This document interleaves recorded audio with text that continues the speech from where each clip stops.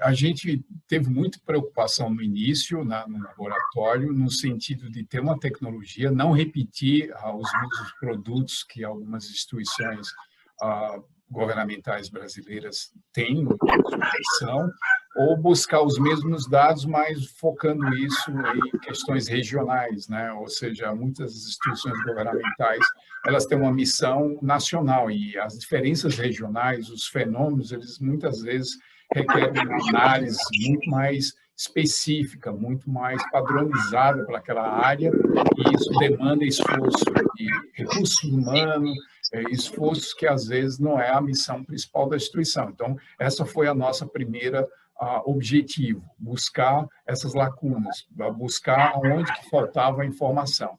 E aí foi onde a gente viu que o sistema EUMETCAST, o serviço EUMETCAST, que é isso que vocês estão vendo aí, é uma antena parabólica, e tem todo o sistema de recepção dos dados e os algoritmos, a gente levou aí com vários colaboradores do LAPS e nacional e internacional, mais de 8 anos para colocar os algoritmos e desenvolver um produto, por exemplo, como de cobertura vegetal. O que eu quero saber é a saúde da vegetação.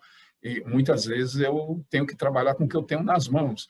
E muitas vezes alguns dados podem ser melhorados com essa. Inclusive, tem uma pergunta aqui que é bastante pertinente, é do Mendonça. Ele diz, observando esses equipamentos da estação de recepção, tem-se a impressão que são acessíveis. É disponível apenas para instituições?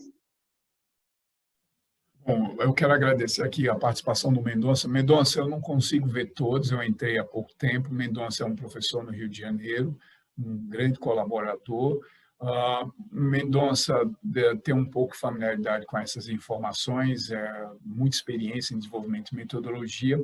Bom, essa aqui seria uma longa história e a gente vai, de certa forma, colaborar com os nossos participantes do curso, né? Isso vai ser trazido de uma informação muito mais detalhada, mas há um contexto aqui que eu vou ser bem rápido. Em 2006, essa tecnologia tinha sido desconectada.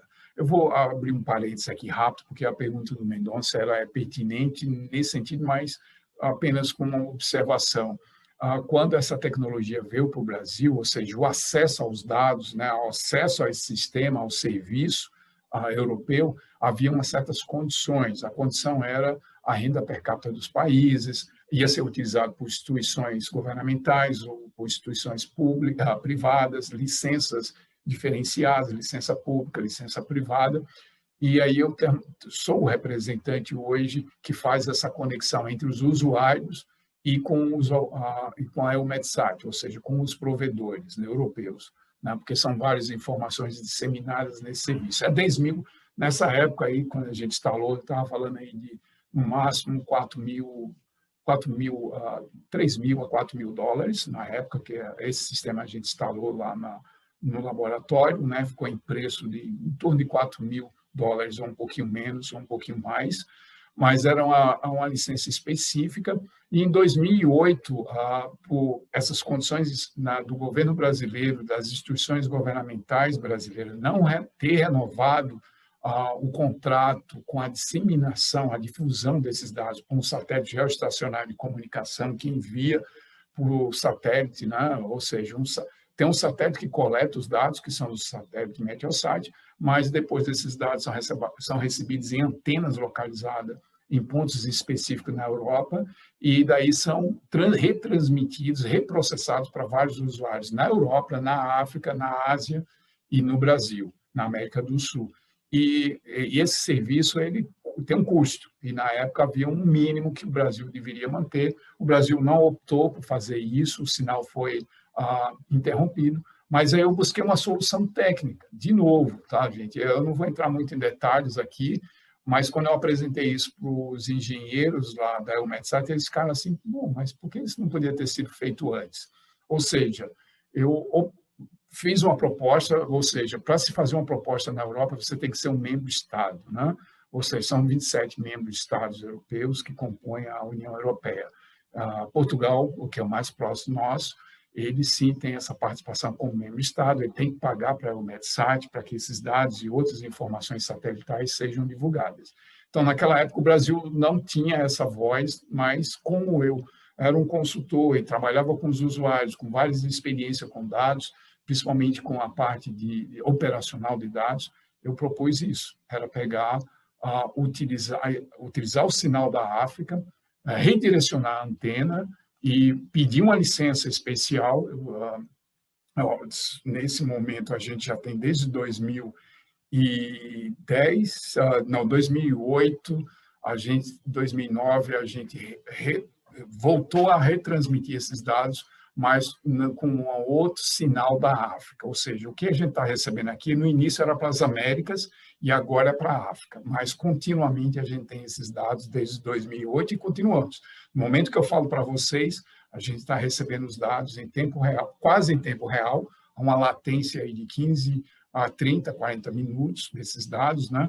E são 96 imagens em diferentes canais, são imagens em diferentes níveis de processamento, o que é importante para a gente, o dado bruto, porque eu posso transformar isso em um produto, como é o caso da cobertura. E, bom, isso é a história, ela é um pouquinho mais longa, tem alguns detalhes, muito interessante isso. A gente perdeu um pouco dessa articulação internacional com esses dados do Meteosat. A gente espera que, nos próximos anos, retomar essa conversa, ver como é que o Brasil volta a receber esse dado. Mas o LAPS recebe por essa condição especial de proposta, de licença especial, de um usuário especial, a gente continua tendo acesso ao sistema.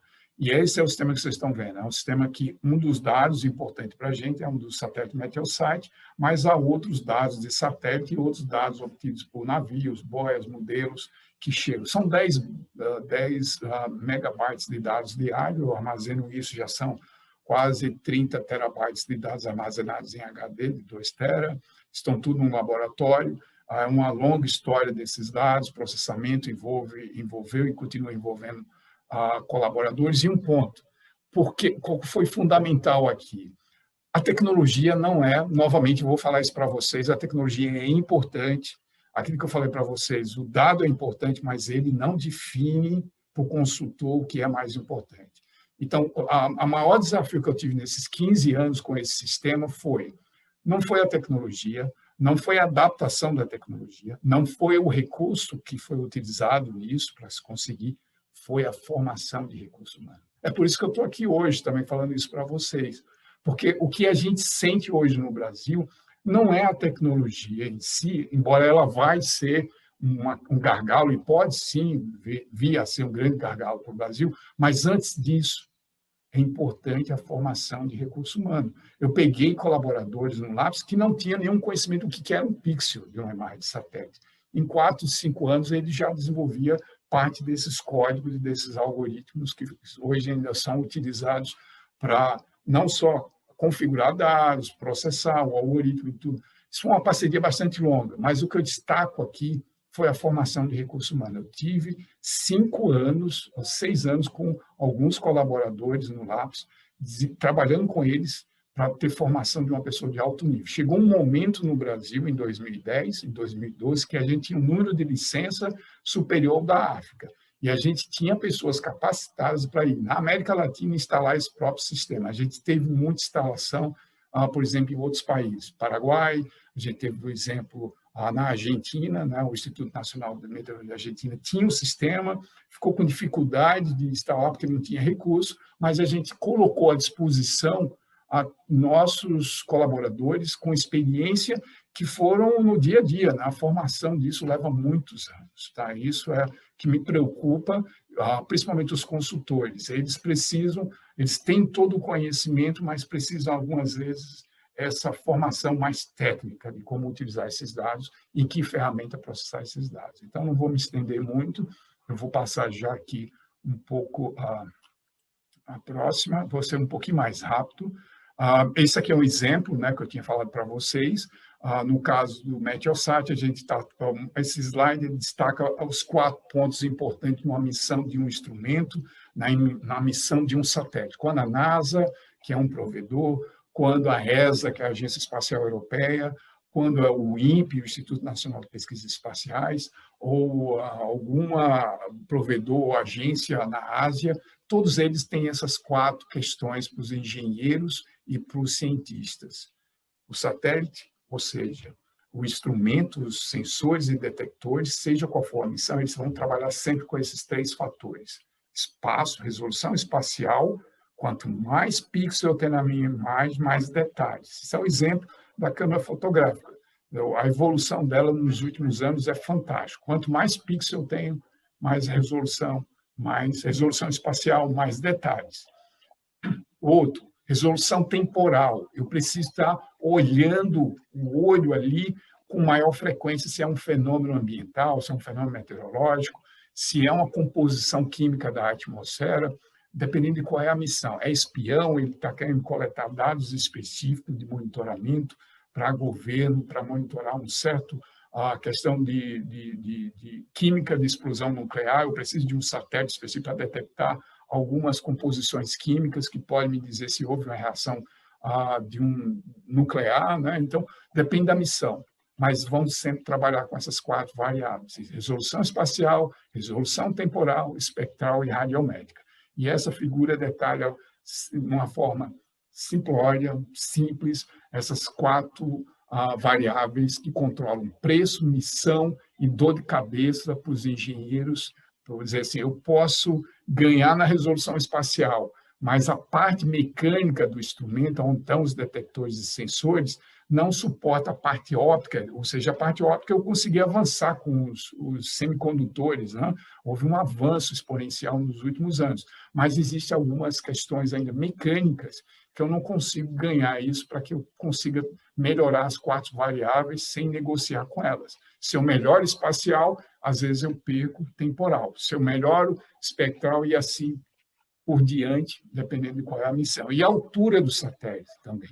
Dependendo dessa altura, essa órbita dele, que a gente chama de altura, é órbita, eu tenho diferentes níveis de órbitas, né? Quanto mais baixa a órbita, e se ele está se deslocando por um tipo de deslocamento, de magiamento, né?